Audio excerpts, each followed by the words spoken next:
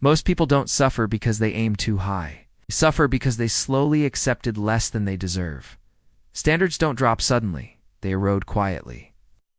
You tolerate one small disrespect, you ignore one red flag, you accept one situation that feels slightly wrong. Over time, what once felt unacceptable becomes normal. This is how self-respect fades, not through one big decision, but through repeated compromise. Your standards determine your reality, not your wishes, not your intentions. Your standards, because you don't get what you hope for, you get what you tolerate. Look at your environment, the people around you, conversations you entertain, the habits you allow, the behavior you excuse. Your life is a reflection of what you consider acceptable. If you constantly feel drained, overlooked, or undervalued, it's not always because others are cruel. Sometimes it's because your standards were never clearly defined.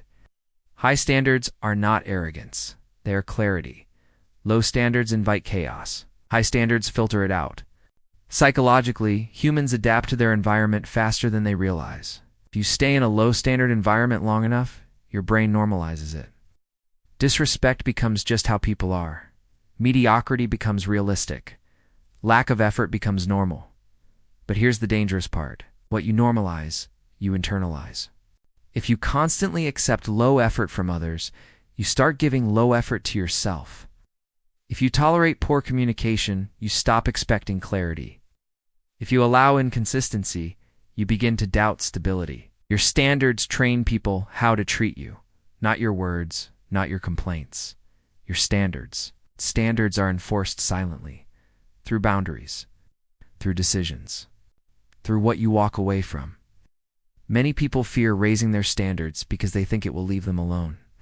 But staying in the wrong environment slowly disconnects you from yourself. There is a difference between being lonely and being misaligned. When your standards rise, your circle may shrink. It's not loss. That's filtering. High standards repel what doesn't align and attract what does. This applies to relationships, friendships, career, even self-image. You attract what you believe you deserve. If you believe deep down that you must earn basic respect, you will attract people who make you earn it. If you believe inconsistency is normal, you will attract inconsistency. But when your internal standard shifts, you stop chasing. You start selecting. You stop convincing. You start observing. You stop tolerating confusion. You start valuing clarity, and something powerful happens. Your energy changes.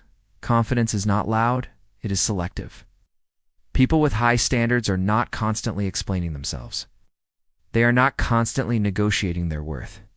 They understand something simple. Access to them is earned. Most people live in reaction mode. They react to whoever shows up. They adjust to whoever stays. They settle for whoever chooses them. But high-standard individuals choose back. They evaluate. Does this environment grow me? Does this person respect me? Align with who I want to become. If not, they adjust. It's not emotionally, strategically. Here's the truth most won't admit. Low standards feel easier in the short term. You avoid conflict. You avoid confrontation. You avoid temporary loneliness. But long term, pay with self-respect. High standards feel uncomfortable at first. You may lose people. You may lose familiarity. You may feel misunderstood. But long term, you gain alignment, and alignment creates peace. There's a psychological principle called the self-fulfilling prophecy. You act in ways that confirm what you believe about yourself. If you believe you deserve quality, you behave differently. You speak differently. You move differently. You decide differently. Standards are invisible, but powerful. They are the silent rules you live by. If your standards are low, life becomes random. If your standards are high, life becomes intentional. You don't have to become cold. You don't have to become distant. You just have to become clear. Clear about what you accept. Clear about what you don't. Clear about who gets access to your time and energy. Because time is limited. And every low-standard situation consumes it. Raising your standards does not mean demanding perfection. It means refusing disrespect. It means valuing consistency. It means choosing growth over familiarity. It means understanding that peace is better than attention. When your standards reset, something interesting happens. You stop feeling desperate. You stop feeling behind. You stop competing for validation because you realize your value is not negotiable. The moment you truly understand this, you become selective.